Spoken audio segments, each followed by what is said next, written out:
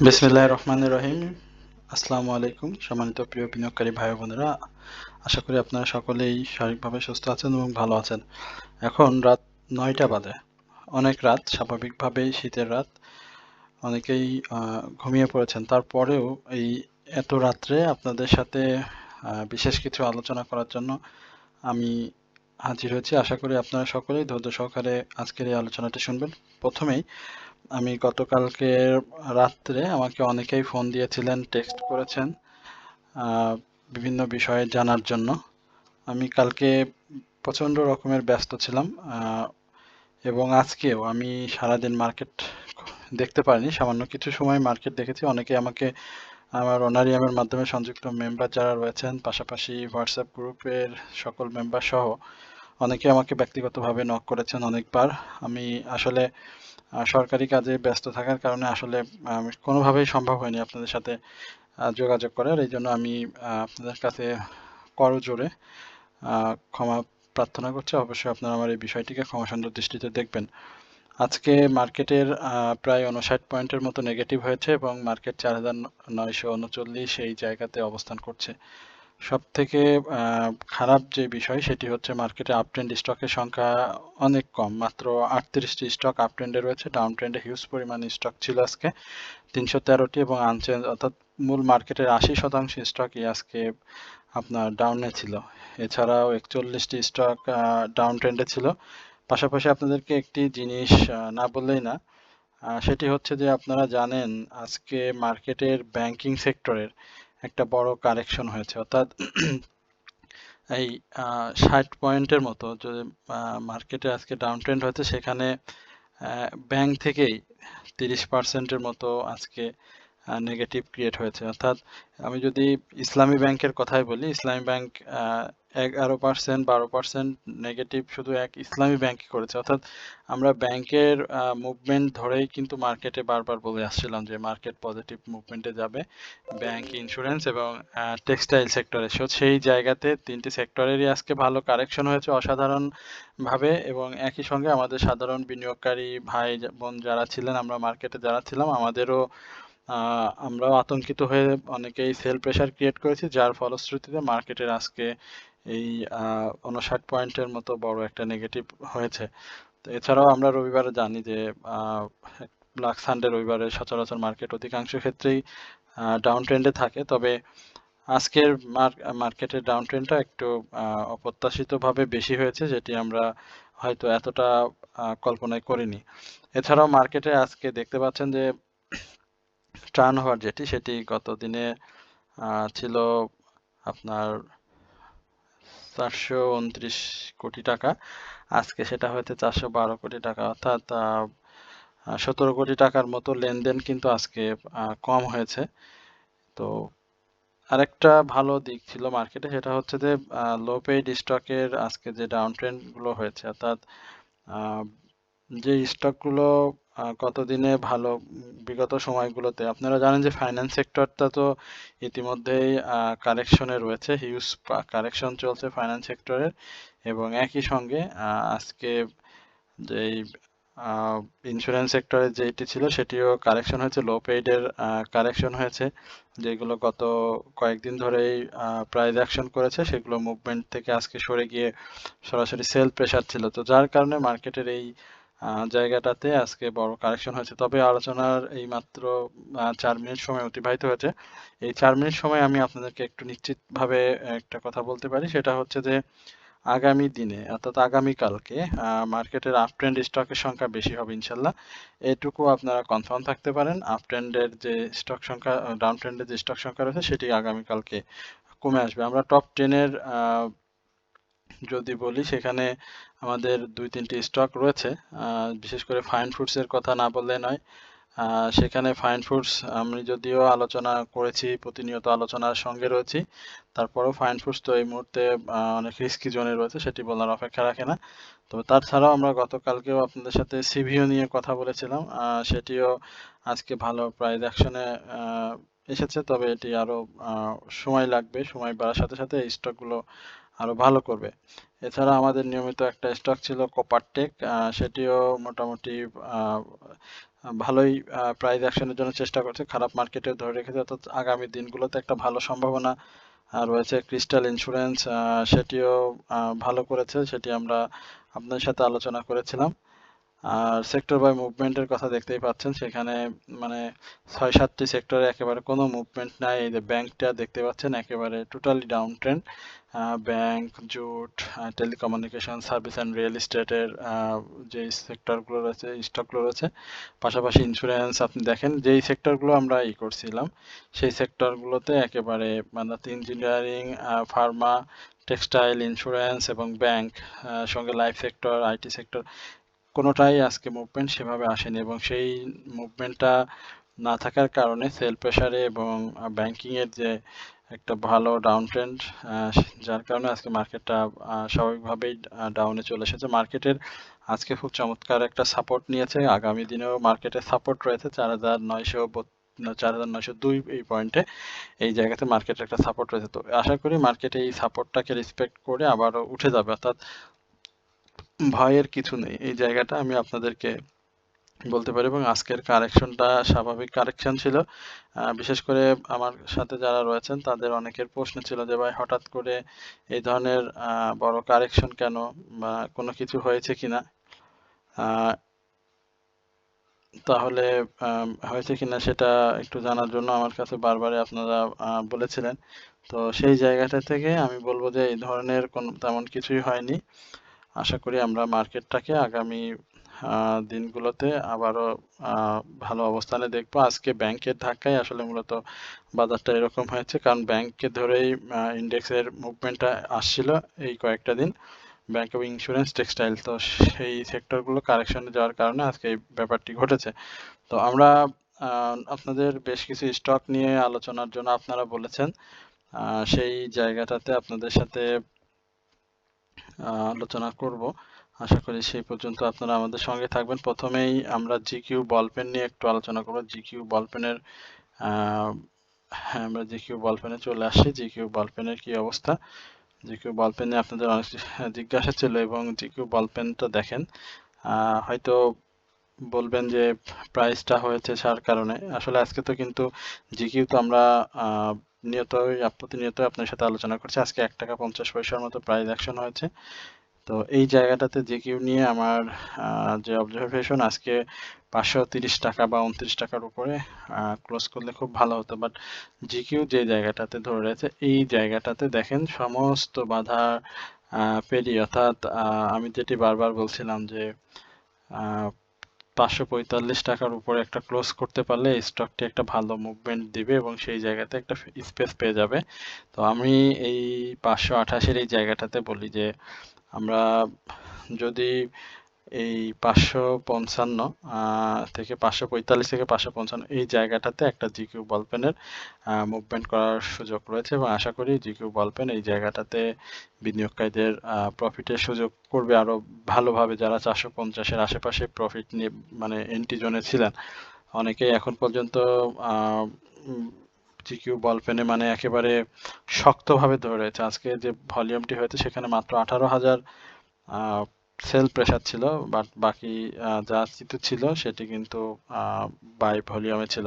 তো আশা করি এই জায়গাতে আরো ভালো করবে। জিকিউ বলপেন যাদের রয়েছে তারা অবশ্যই জিকিউটাতে অবস্থান করতে পারেন। এরপরে আমি একটা জেড ক্যাটাগরির একটা স্টক নিয়ে কথা বলবো। জেডের আমরা গতকালকে এমারাল্ড ওয়েল নিয়ে একটু কথা বলবো। এমারাল্ড ওয়েলের একটু কারেকশন জোন, যেটি আমি বলবো যে এর আগেও আপনারা যারা এমারাল্ড ওয়েলে বিনিয়োগ করেছিলেন সেই জায়গাটাতে আপনারা দেখেছেন যে স্টকটি ক্যাটাগরি চেঞ্জ হওয়ার পরে একটা বড় ডাউন ট্রেন্ড ক্রিয়েট করে, এবং সেই ডাউনে আমরা দেখেছি যে 10 টাকা 20 পয়সার মতো এই জায়গাতে স্টকটি আসে, এবং সেখান থেকে একটা ভালো মুভমেন্ট দিয়ে 17 টাকা সামথিং এই লেভেলে, 17 টাকা 70 পয়সা এই লেভেলে স্টকটি আবারও যায়। তো এখন স্টকটি এই জেড ক্যাটাগরি যে বিষয়টি সামনে এসেছে, সেই সামনে আসার পর থেকে আমরা দেখেছি যে স্টকটি ডাউন ট্রেন্ডে রয়েছে, এবং ক্যান্ডেলগুলো ভালো ভাবে সে করতে পারেনি এবং নিয়মিতভাবেই সেই প্রাইসটা ডাউনের দিকে চলে যাচ্ছে। তবে আপনারা যেটা জানেন হয়তো যে আমাদের বেশ কিছু স্টক ইতিমধ্যেই মার্কেটে নতুন করে যে জেড ক্যাটাগরির উৎপাদন বন্ধ সেই বিষয়ে যে 30টি কোম্পানির নাম ঘোষণা করেছে তার মধ্যে জেড ক্যাটাগরির এই এমআরএল অয়েলটিও রয়েছে। তো এমআরএল অয়েলের ব্যাপারে যেটি আমরা এখন পর্যন্ত জানতে পেরেছি যে তারা উৎপাদনের ব্যাপারটাতে এখনো পজিটিভ ভাবে চিন্তা করছে এবং এই স্টকটিতে যে 10 টাকা 20 পয়সার ইয়ারলি ডাউন ট্রেন্ড রয়েছে সেই জায়গা থেকে স্টকটি এখনো বেশ উপরে অবস্থান করছে এবং ভলিউমটা আজকেও গত দিনের তুলনায় বৃদ্ধি পেয়েছে। এই জায়গাটাতে আমি মনে করি যে 13 টাকার উপরে স্টকটি ক্লোজ দিলে 14 টাকা 60 পয়সা এবং পরবর্তীতে সেই 16 টাকা উপরে কিন্তু চলে যাবে। তো এখন পর্যন্ত আমি মনে করি যে স্টকটি ধাপে ধাপে বাই করা বা অ্যাডজাস্টমেন্ট করার একটা যথেষ্ট সুযোগ রয়েছে যাদের হোল্ডিংয়ে রয়েছে। তো আমি এই স্টকটি এখন পর্যন্ত খুব ভালো সম্ভাবনা দেখতে পাচ্ছি এবং জেডের যে মুভমেন্ট রয়েছে বাজারে অর্থাৎ জেড ক্যাটাগরি যে স্টকগুলো মার্কেটে প্রাইস অ্যাকশন করছে সেখান থেকে কিন্তু আমি দেখেছি যে এমআরএল অয়েল এখন কিন্তু প্রাইস অ্যাকশনে ফিরেনি, অর্থাৎ আগামী দিনগুলোতে মার্কেট পরিস্থিতি স্বাভাবিক হওয়ার সাথে সাথে এমআরএল অয়েল কিন্তু প্রাইস অ্যাকশনে ফিরে যাবে। সুতরাং আপনারা অবশ্যই স্টকটিতে নজর রাখতে পারেন।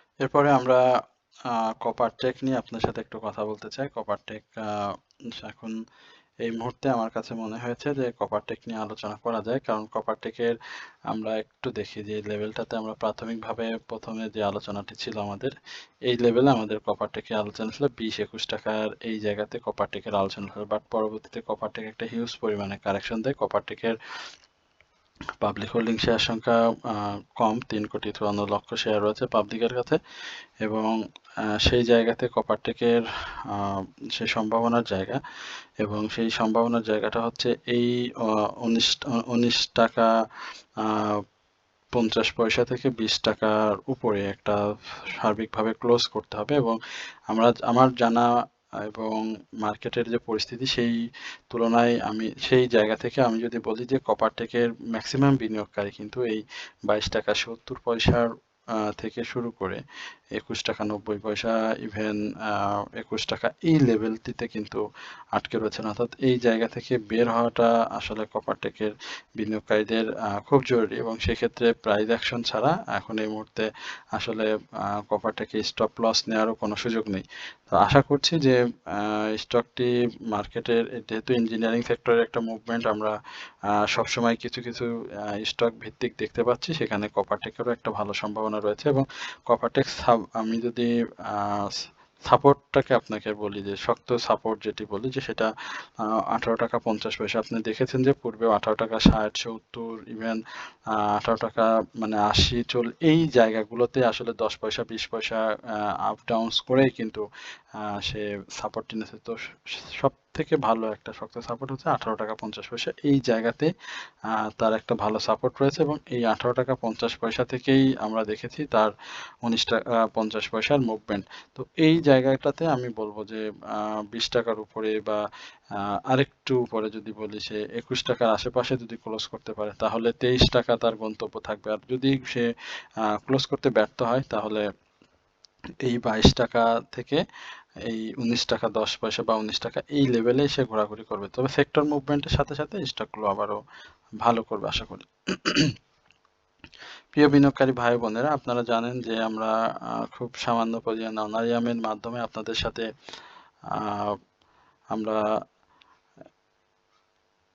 3টি স্টকের সমন্বয়ে মূলত একটি ওয়াচ লিস্ট আপনাদেরকে সরবরাহ করি, সেটা আপনাদের বাই সেলের সহযোগিতা সহ সর্বোচ্চ 1 মাসের মধ্যে মার্কেট পরিস্থিতি বিবেচনায় কিভাবে আপনারা প্রফিট করতে পারেন বা প্রফিট করা যায়, সেই পরিস্থিতিতে আমরা আপনাদেরকে 3টে স্টক দিয়ে থাকি।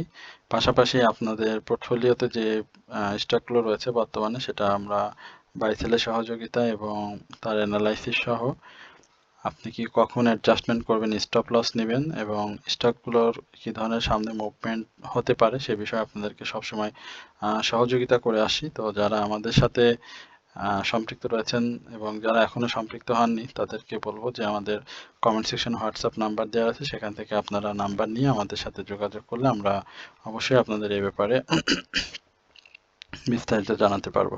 তো আপনারা চেষ্টা করুন আমাদের সাথে যোগাযোগ করার, আমরা অবশ্যই আপনাদেরকে এই ব্যাপারে জানাবো। আমরা একটু ডমিনেন্স নিয়ে কথা বলি। ডমিনেন্সটা দেখতে পাচ্ছেন যে 28 টাকা 40 পয়সা যে সাপোর্ট ছিল বা 27 টাকা 60 পয়সা যে সাপোর্টটি ছিল, এই জায়গা থেকে কিন্তু ডমিনেজের এই অবস্থানের আরএসআইটাকে কারেকশন করেছে।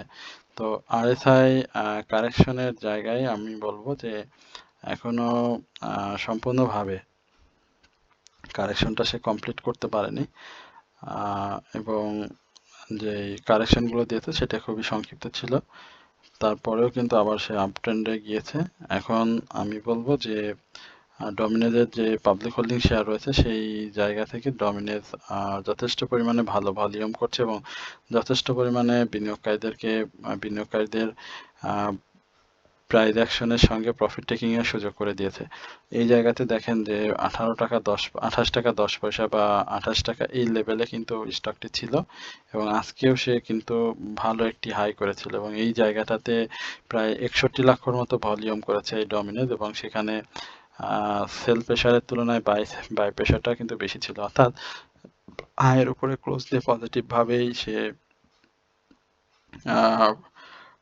মুভমেন্টে যাওয়ার চেষ্টা করছে। বাট সেক্টরের আজকে ভালো ব্যাটে বলে কালেকশন না হয় আসলে সে প্রাইসটা সেভাবে ধরে রাখতে পারেনি এবং সেল প্রেশার ছিল। আশা করছি যে এই জায়গা থেকে 29 টাকা 90 পয়সা থেকে 31-30 টাকা এই জায়গা 31-30 এই জায়গাটাতে সে আবারও কারেকশন জোন তৈরি করে ফেলবে, অর্থাৎ আগামী দিনেও এই স্টকটিতে আগামীকালকে এই স্টকটিতে আবারও সেল প্রেশার থাকবে, এটি নিঃসন্দেহে বলা যায়। সুতরাং আপনি যদি এই মুহূর্তে বাই করতে চান তাহলে আমি বলবো যে সেল প্রেশারটা ফেস করে নিক, তো সেল প্রেশার শেষ করার পরে তারপরে আপনি এন্ট্রি নিলেন, সেক্ষেত্রে আপনার প্রফিট টেকিংটা সহজ হবে এবং এটি আরো ভালো করবে আপনার জন্য। এরপর আমরা সায়াম কটন নিয়ে বলবো। সায়াম কটনটা আমি বলেছিলাম যে দেখেন কথা এবং কাজে 3 সাইডের ডাউন ট্রেন্ড ক্রিয়েট করেছে। এই জায়গাতে বলেছিলাম যে 20 টাকা 20 পয়সার উপরে ক্লোজ না করলে স্টকটি কারেকশন জোনে চলে আসবে। ইতিমধ্যে সেটি আমার যে অ্যানালাইসিস ছিল এই সায়াম কটন নিয়ে, সেটি তো আপনারা অবশ্যই জানেন। সেই জায়গাতে আমরা দেখতে পাচ্ছি সে কথা রেখেছে। তো এখনো কারেকশনটা শেষ হয়নি সায়াম কটনের। এই কারেকশনটা শেষ হলে তারপরে আমি বলবো যে আপনারা এখানে এন্ট্রি নিতে পারেন। তবে 19 টাকা 40 পয়সা এই জায়গাটাতে সাপোর্ট যদিও রয়েছে, তবে এই সেকেন্ড সাপোর্টটাকে সে খুব বেশি হয়তো রেসপেক্ট করবে না এক কথাই বলি, রেসপেক্ট করবে না। যদিও আপ ট্রেন্ড আপনি দুই একটা দেখেন, সেখানে হুটুস করে ধরার জন্য লাফিয়ে না পড়ে 19 টাকা 40 পয়সার পরে 19 টাকার এই সাপোর্টটাকে বেশি রেসপেক্ট করবে। এইখানটাতে আপনি তাকে বাই করার চেষ্টা করবেন এবং আশা করি এই জায়গাটাতে স্টকটি আপনাকে বাই করার যথেষ্ট সুযোগ দেবে। এরপরে আমরা আপনাদের বেশ কিছু স্টক নিয়ে কথা বলেছিলাম, সেই জায়গাটাতে একটু দেখি আজকে সিমটেক্সটা আসলে তুলনামূলকভাবে আমরা একটু সিমটেক্সটা একটু কথা বলি। সিমটেক্সটা একটু তুলনামূলকভাবে আজকে একটু বেশি খারাপ করে ফেলেছে। আমরা দেখতে পাচ্ছি যে প্রায় দীর্ঘদিন ধরেই সিমটেক্স কিন্তু প্রাইসটাকে একেবারে আপ ট্রেন্ডে নিতে পারছে না। পাবলিক হোল্ডিং শেয়ার সংখ্যা খুবই কম এবং ন্যাব যথেষ্ট পরিমাণে ভালো, পি রেশিও ভালো, ডিভিডেন্ড হিস্ট্রি ভালো ছিল।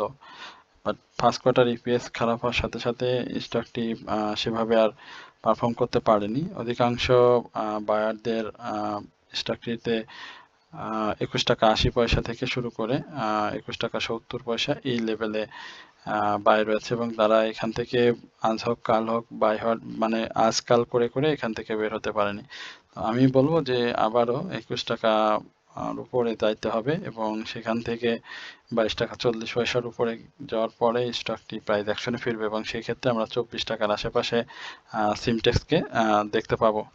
প্রিয় বিনিয়োগকারী ভাই বোনেরা, আমি শত ব্যস্ততার মাঝেও আজকে ভিডিও যদি না নিয়ে আসতাম তাহলে কথা হতো যে আমি কেন মার্কেট খারাপ থাকলে আসলে হয়তো আমাকে খুঁজে পাওয়া যায় না, মার্কেট ভালো থাকলে আমি আপনাদের সাথে আলোচনা নিয়ে আসি, আমার ব্যবসা সম্পর্কে ব্যবসা করি আপনাদের সাথে, এই ধরনের অনেক কথাই আসতে পারতো, বাট আমি কিন্তু শুরু থেকেই শেষ পর্যন্ত আপনাদের সাথে যে কোনো পরিস্থিতিতে মার্কেটে ছিলাম। তো আজকে আমি অনেক ব্যস্ত, তারপরেও আপনাদের সাথে আলোচনা নিয়ে এসেছি। আশা করি আপনারা আমার আলোচনা মনোযোগ সহকারে শুনছেন। এরপরে আমরা একটা স্টক নিয়ে সর্বশেষ কথা বলি, সেটা হচ্ছে বিবিএস, বাংলাদেশ বিল্ডিং সিস্টেম। এই স্টকটিতে জানি না কারা কারা নজর রেখেছেন, আমি বলবো যে এই স্টকটিতে নজর রাখতে।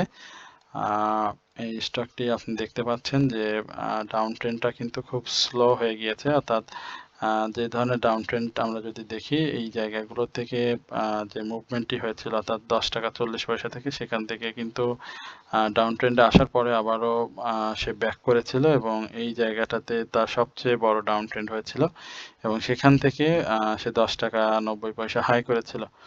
এখনো চমৎকার কালেকশন করেছে। আশা করি এই স্টকটিও মুভমেন্টে খুব দ্রুত ফিরে আসবে যাদের বাংলাদেশ বিল্ডিং সিস্টেম রয়েছে, কারণ স্টকটির ফার্স্ট কোয়ার্টার ইপিএসটা ভালো এসেছে। অন্যান্য যদি সবকিছু বিবেচনা করি সেক্ষেত্রে আসলে স্টকটি সেভাবে মূল্যায়ন করা সম্ভব না, তবে তার মুভমেন্টের জায়গা রয়েছে, অর্থাৎ সে প্রাইস অ্যাকশনে ফিরলে 10 টাকার উপরে আবারও মুভমেন্টে ফিরে যাবে। আমরা এর আগেও দেখেছি যে সে 8 টাকা 60 পয়সা এই লেভেলে ডাউন ট্রেন্ডে এসে কিন্তু ঘুরে গিয়েছিল, এবং এখন কিন্তু যে অবস্থানে রয়েছে এই জায়গাটাতে কিন্তু সে একই রকমের একটা পরিস্থিতি তৈরি করার চেষ্টা করছে। সুতরাং যাদের কাছে রয়েছে তারা অবশ্যই স্টকটি দেখতে পারেন। আশা করি স্টকটি আবারও 10 টাকার উপরে প্রাথমিকভাবে একটা ক্লোজ করবে, এবং এখান থেকে ক্লোজ করতে পারলে অবশ্যই স্টকটি 10 টাকা 50 পয়সা থেকে 11 টাকা এই লেভেলে আবারও প্রফিট টেকিং এর সুযোগ করবে। তো যারা বিবিএস এ আছেন তারা বিবিএস কে ধরে থাকতে পারেন। বিবিএস আশা করি সময় গড়ার সঙ্গে সঙ্গে এটিও আমাদের বিনিয়োগকারীদের একটা প্রফিট টেকিং এর সুযোগ করে দেবে। আজকে আর এর বেশি আলোচনা করছি না, অনেক আলোচনাই হয়েছে আপনাদের সাথে। আশা করি আপনারা সকলেই আলোচনা শুনেছেন, এবং আমার চ্যানেলের আপনাদের প্রত্যেককে স্বাগতম, অভিনন্দন, এবং আমার আলোচনা যারা শুনলেন তাদেরকে বিনীতভাবে বলবো অবশ্যই আপনাদের যদি কোনো স্টক সম্পর্কে জিজ্ঞাসা থাকে সেটি কমেন্ট সেকশনে লিখে আমাকে জানাবেন। হোয়াটসঅ্যাপ গ্রুপ মেম্বার যারা রয়েছেন বা ব্যক্তিগতভাবে যারা আমার সাথে অনারিয়ামের মাধ্যমে সম্পৃক্ত রয়েছেন তাদের সবাইকে বলবো আপনারা অবশ্যই আমার হোয়াটসঅ্যাপে নক করলে আমি আপনাদেরকে বিস্তারিত আরও জানাতে পারবো যদি কোনো স্টক সম্পর্কে জিজ্ঞাসা থাকে। সকলে ভালো থাকবেন, সুস্থ থাকবেন এই প্রত্যাশায় আজকের আলোচনা এখানে শেষ করছি। আসসালামু আলাইকুম ওয়া রাহমাতুল্লাহি ওয়া বারাকাতুহু।